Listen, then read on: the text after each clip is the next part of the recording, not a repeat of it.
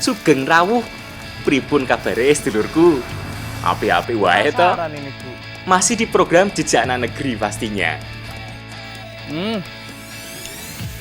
Dadar gulung ini pas, manis, gurih, apalagi ditambah kolang-kalingnya.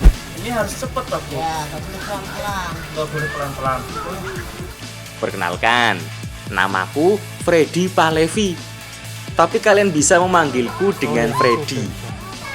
Kali ini aku mau ngubek-ngubek Kabupaten Ngawi. Ayo, orang Ngawi, mana suaranya? Ini ya, Pak. Wah,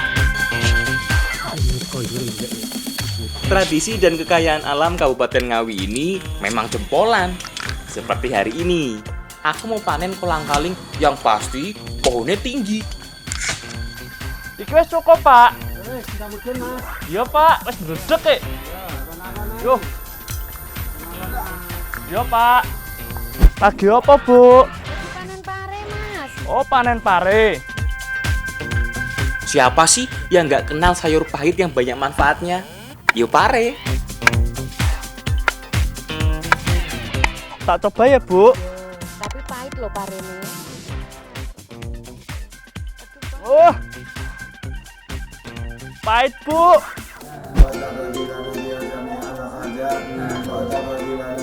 Ada juga tradisi unik yang aku datangi, yaitu Rokohan Gudel.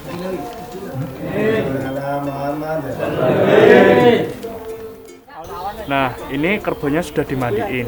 Tujuannya untuk diberi keselamatan buat kedepannya. Penasaran toh? Ayo, semua duduk manis di depan TV kalian.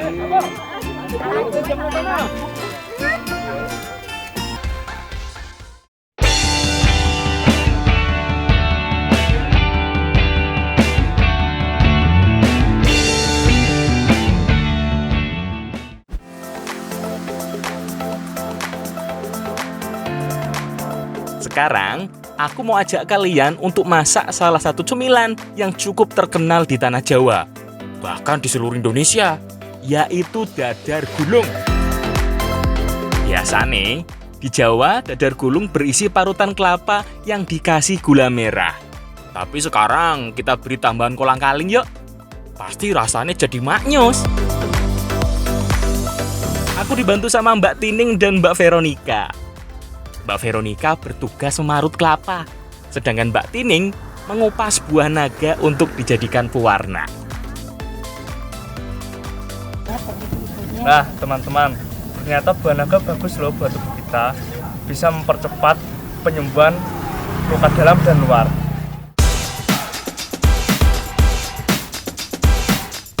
Kandungan saponin dan tanin adalah zat aktif yang bersifat antioksidan.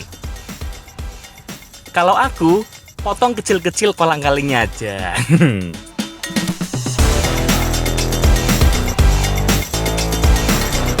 Dadar gulung merupakan masakan khas Indonesia dan Malaysia. Namun asal-muasalnya berasal dari Eropa, berupa pancake. Berarti dadar gulung ini pancake dengan kearifan lokal yo. Parutan kelapa ini akan dijadikan santan sebagai bahan tambahan untuk kulit dadar gulung. Ampas kelapanya jangan dibuang yo, kan bisa dibuat isian dadar gulungnya. Buah naga yang sudah dikupas dihancurin dulu. Setelah itu langsung diperas dan disaring untuk mengambil sarinya. Warnanya apik yo. Untuk isiannya, aku juga iris tipis-tipis gula merahnya, biar lebih mudah tercampur dengan kelapa yo. Untuk membuat kulit dadar gulung, bahan dasarnya adalah tepung terigu. Lalu kita campur dengan sari buah naga sebagai pewarna dan santan. Perlahan-lahan sambil diaduk hingga benar-benar merata. Ojo lali dikasih garam dan vanili secukupnya. Oh iya, adonannya harus encer yo, supaya bisa tipis saat bikinnya. Adonannya sudah, sekarang kita buat isiannya. Pertama campur dulu ampas kelapa dengan gula merah sampai merata. Dicampur duluan, supaya cepat merata dan tidak cepat gosong saat memasaknya. Wanginya sedep banget iki. Kalau sudah mau matang, barulah kita masukkan kolang-kalingnya. Masaknya sebentar aja, biar nanti saat makan teksturnya masih ada. Nah, isiannya wis dadi. Sekarang kita masak kulit dadar gulungnya.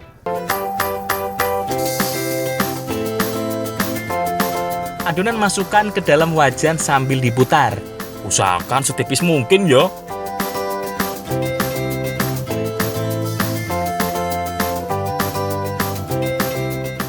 Nah, wis sampai ki warnane.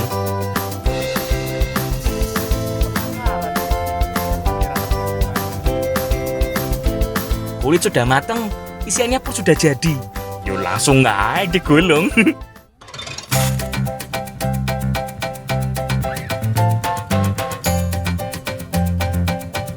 Nah, ini dadar gulung kolang-kalingnya. Cantik toh? Jadi gak sabar aku pengen icip-icip. Koyo apa ya rasane? Wes, langsung wae kita makan ya, Lur.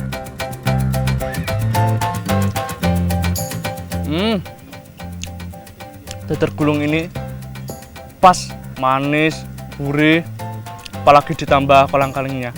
Enak banget. Wis mantep iki. Udah sehat, banyak manfaat lagi.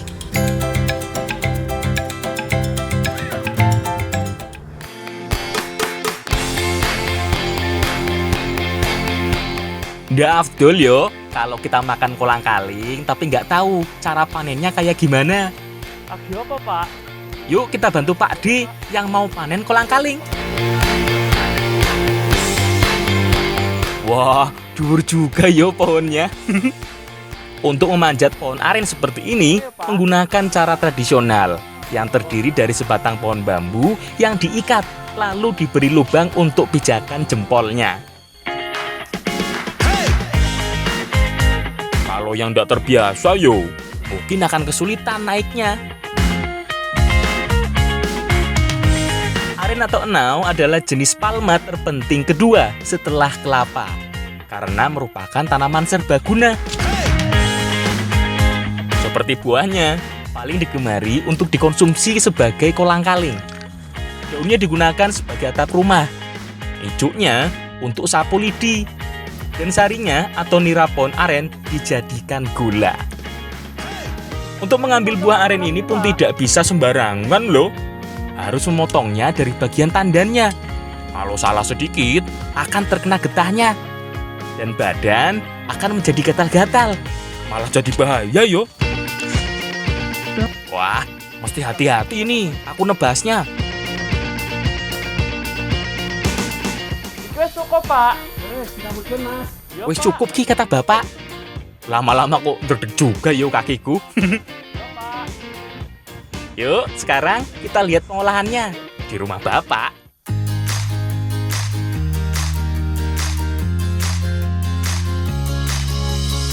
Untuk mengolahnya, buah kolang-kaling kita pisahkan dari batangnya. Memisahkannya yuk harus dari bagian pangkalnya. Eits, buahnya belum bisa dikonsumsi, tapi harus direbus lebih dulu. Karena kalau tidak direbus, saat memakannya, kita akan merasa gatal-gatal. Selain itu juga agar lebih mudah saat akan membuka buahnya. Tidak terlalu lama, kira-kira 30 menit saja kok. Oh iya, ojo lali yo, pemasukannya saat air sudah mendidih. Ketika kulitnya mulai lunak, sudah bisa diangkat killer. Pas panas-panas gini, harus segera membuka kulitnya dan mengambil isi buahnya. Karena kalau sudah dingin, akan susah untuk membukanya. Buah kolang-kaling yang masih panas ini langsung dicelupkan ke dalam air biasa agar teksturnya bisa langsung mengeras. Tapi yo bukannya harus hati-hati supaya buah kolang-kalingnya tidak rusak.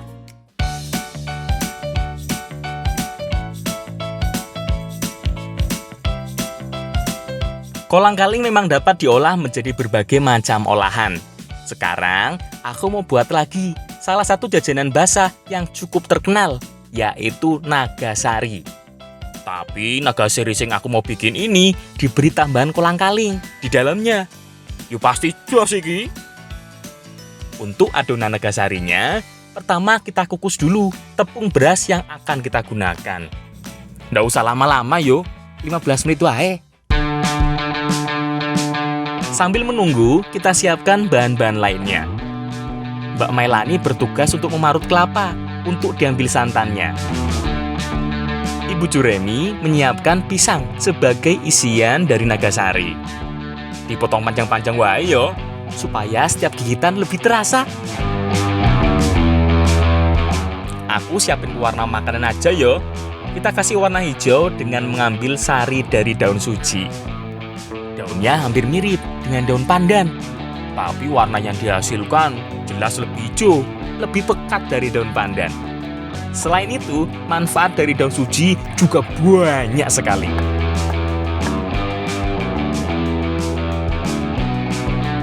Daun suji selain buat pewarna makanan, ternyata banyak manfaatnya loh. Salah satunya buat paru-paru dan penyubur rambut. Setelah halus, barulah diperas untuk dikeluarkan sarinya. Nah, tepung berasnya wis mateng iki. Santannya pun sudah siap untuk kita olah. Kita rebus langsung yo santannya. Sambil diaduk biar tidak pecah santannya. Ojo lali, beri juga dengan daun pandan agar lebih wangi. Nah, ngerebusnya sampai santannya mendidih wae yo. Kalau sudah mendidih, langsung kita campur dengan tepung berasnya. Alon-alon, pelan-pelan, agar adonannya menjadi merata. Ojo lali gula dan garamnya yo, supaya rasanya makin mantap. Nah, pewarna sudah. Sekarang kita rebus dengan kolang-kalingnya, supaya warnanya menempel pada kolang-kaling. Biar makin cantik kolang-kalingnya. Untuk kalian yang sering sakit gigi, cukup bagus loh konsumsi kolang-kaling ini karena kandungan fosfornya cukup banyak. Dan untuk kalian yang kena anemia juga bagus karena zat besinya cukup tinggi. Udah enak, banyak manfaatnya lagi kolang-kalingnya. Kalau pewarnanya sudah meresap, sekarang langsung kita campur ke adonannya. Aduk merata, jadi nanti setiap adonan terdapat kolang-kaling. Kalau sudah begini, langsung kita bungkus dengan daun pisang. Mantep banget iki. Walaupun terlihat sederhana, tetapi Nogosari ini punya filosofi yang dalam loh. Nogosari memiliki filosofi yang dalam bagi masyarakat, yaitu kewibawaan, perlindungan dari roh jahat, dan keselamatan. Maka dari itu, tidak heran jika makanan ini tersaji di setiap tradisi masyarakat. Kalau cara melipat, harus sama ahlinya nih. Salah-salah yo, malah ambiar kemana-mana adonannya. Adonan sudah terbungkus semua. Saatnya kita kukus. Nggak perlu terlalu lama. 15 menit wae cukup kok. Yang penting sudah menjadi padat.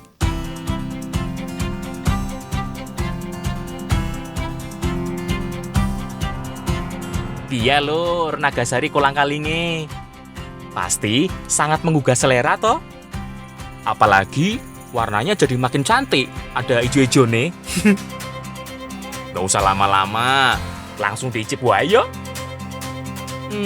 Rasanya iki istimewa banget lur. Semua komposisinya pas.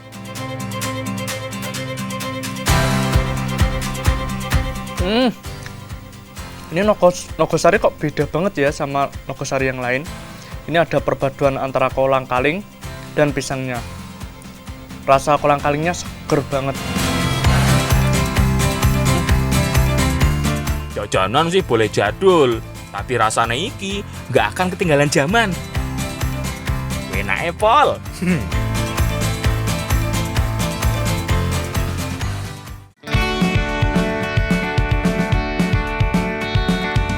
Masyarakat Jawa tidak lepas dari tradisi yang selalu dipegang teguh sebagai warisan leluhurnya. Di Dusun Brebes, Desa Keresian, Kabupaten Ngawi, aku mau lihat persiapan tradisi brokohan. Tetapi yang ini agak unik. yaitu brokohan gudel alias kerbau. Tapi sebelumnya, aku bantuin dulu memasak salah satu menu wajib yang berada di tradisi ini. Biasanya, salah satu menu yang wajib ada adalah ayam ingkung. Tapi kali ini ada yang berbeda loh. Menu yang digunakan adalah ayam panggang. Wah, menarik banget toh. Bahan yang digunakan pun sederhana. Tapi kalau urusan rasa, pasti mantep banget iki. Untuk ayamnya, dibelah hingga menjadi lebar. Kemudian ditusuk dengan sebilah bambu. Nah, iki ada teknik khusus untuk mengikat ayamnya agar tidak lepas. Nggak usah pakai tali, hanya dilipat-lipat seperti ini. Hebat toh? Bukan sulap, bukan sihir. Jadi ini yo rapi. Iyo, ada yang tahu nggak perbedaan ayam ingkung dengan ayam panggang? Ada sebagian yang belum tahu yo. Jadi gini. Nah, teman-teman, untuk perbedaan antara ayam ingkung dan ayam panggang, untuk ayam panggangnya kita langsung buka, langsung dipanggang di tempat pemanggangan. Untuk ayam ingkung kita bekuk, ditali, dan dimasukkan di kuali. Kuali yang digunakan masih tradisional. Dari tanah liat yo. Katanya dengan panggangan seperti ini akan lebih cepat dan merata matangnya. Sambil menunggu ayam panggang setengah matang, Bu Ainem mulai menghaluskan cabai, bawang putih, kemiri, dan ketumbar. Iyo, ayam yang dikuali ojo lali dibalik yo, supaya matangnya merata. Bahaya kalau kita makan ayam yang tidak matang, karena dapat menjadi penyakit tipes akibat berkembangnya bakteri salmonella.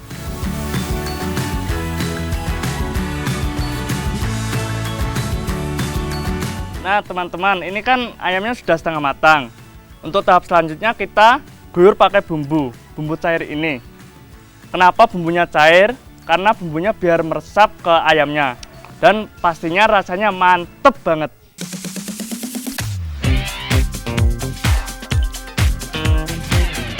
Lihat warnanya aja perut udah bunyi yo. Sudah merata ki. Eits, masih belum selesai. Kita lanjut panggang lagi. Kira-kira butuh waktu 1 jam hingga ayam panggangnya selesai. Piye lur warnane? Cantik banget toh. Dilihat sekilas saja bumbunya bener-bener meresap. Beres iki. Kita langsung ke rumah yang punya acara yo lur. Kelahiran merupakan salah satu hal yang dinanti bagi orang tua. Berbagai bentuk kegembiraan pun dilakukan untuk menunjukkan rasa bahagia dan bersyukur. Salah satu tradisi yang masih dipegang secara turun-temurun adalah brokohan. Nah, tapi iki ada bedanya loh.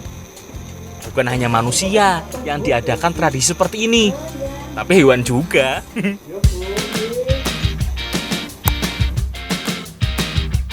Brokohan adalah upacara menyambut kelahiran anak, baik manusia ataupun hewan. Tujuannya yo sama, agar selamat ke depannya. Brokohan sendiri berasal dari bahasa Arab, barokah, yang artinya mengharapkan berkah. Bagi masyarakat di sini, kerbau menjadi hewan ternak yang membawa berkah, karena dapat membantu pemiliknya. Dalam tradisi brokohan, gotong royong antar tetangga dan saudara sangat kental. Para ibu menyiapkan makanan untuk disantap. Nasi tumpeng disiapkan dalam tradisi ini. Lauknya pun termasuk komplit, yang berisi urap, mie goreng, sambal leto alias sambal tempe dan telur rebus. Dan yang paling wajib adalah cendol dawet. Karena yang dilahirkan kerbaunya adalah betina. Kalau yang dilahirkan jantan, menu wajibnya adalah jadah pletik. Ketika makanan sudah siap, pemilik kerbau akan mengundang tetangga dan saudara terdekat. Tak lupa, sesepuh desa akan memimpin acara dan tidak lupa mendoakannya.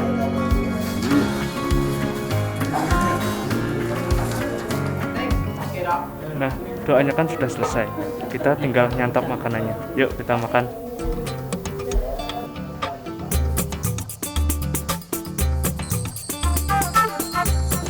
Setelah selesai berdoa, barulah nasi tumpeng akan dibagi-bagikan kepada seluruh tamu undangan. Nasinya tidak akan dimakan di tempat yo, tetapi akan dibawa pulang ke rumah masing-masing. Eits, belum selesai ya lur. Prosesi terakhir adalah memandikan anak kerbau yang baru lahir dengan cendol dawet.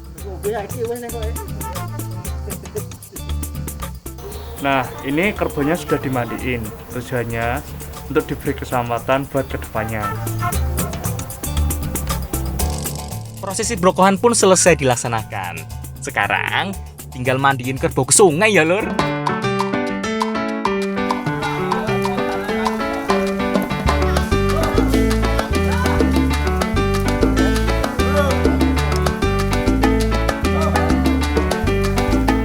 Iki lur, kerbau-kerbaunya sedang mandi. Banyak banget yo. Bagi masyarakat Jawa, kerbau dimaknai sebagai rojo koyo. Karena kerbau menjadi kebanggaan tersendiri bagi masyarakat di Dusun Brebes. Dalam sehari, jadwal mandi kerbau itu sebanyak 2 kali, yaitu pagi dan siang hari. Tua muda, anak kecil, terbiasa menggiring kerbau-kerbaunya.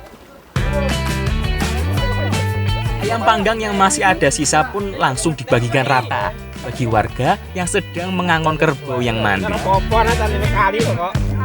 Sekalian, aku mau bagiin cendol dawetnya di pinggir sungai. Wah, seru banget ya kebersamaan warganya. Aku jadi pengen icip juga cendol dawetnya. Nah, jadi jumlah dawetnya ini disamakan sama jumlah pemilik kerbau yang ada di sini.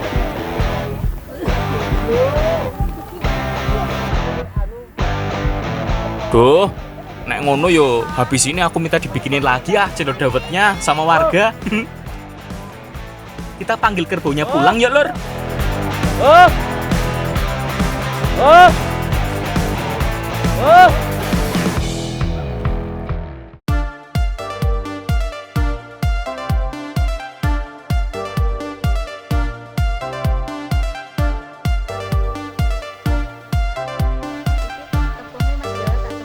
Sesuai janji saya. Karena tadi tidak dapat cendol dawet, sekarang kita bikin yuk cendol dawetnya. Untuk adonan, tepung beras diberi air dulu secukupnya. Pelan-pelan yo masukkan airnya supaya tidak menggumpal. Barulah setelah itu kita masak hingga adonannya mengental.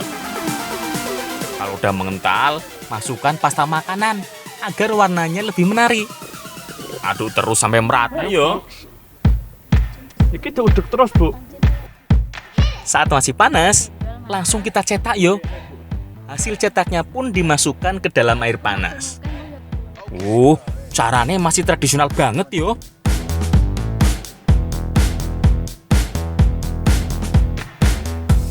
Biasanya, cendol dawet disajikan saat panas terik. Setelah minum cendol dawet, yo jadi adem badannya. Kurang lebih itu filosofinya. Cendolnya sudah jadi.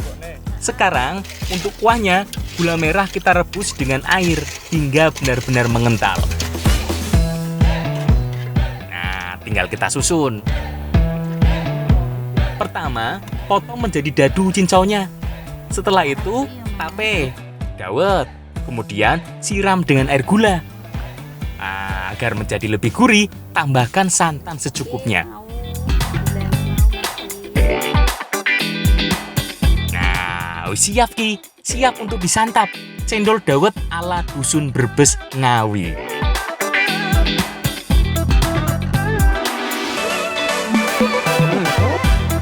Cendol dawet di Indonesia memiliki banyak ragam dan jenis. Tapi ini beda. Paket komplit, ada janggelan, ada tapenya. Enak. Rasanya seimbang banget yo. Ada manis, gurih, legit. Bercampur menjadi satu. Bikin lagi Ki, pengen nambah.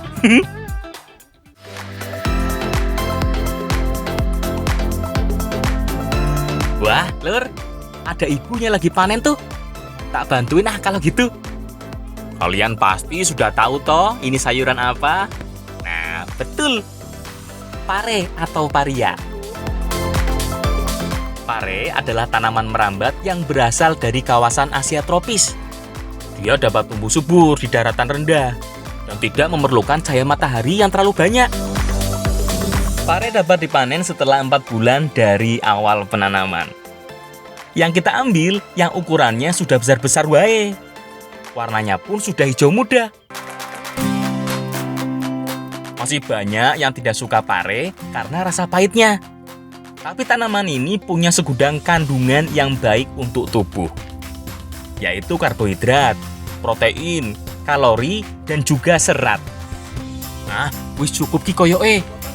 Saya tanya, ternyata Ibu Sarni mau buat makanan khas Ngawi, yaitu tepo. Tapi akan ditambahkan dengan pare di dalamnya. Wah, aku yuk pengen ikut. Mau bantu dan icipinnya. Yuk lur.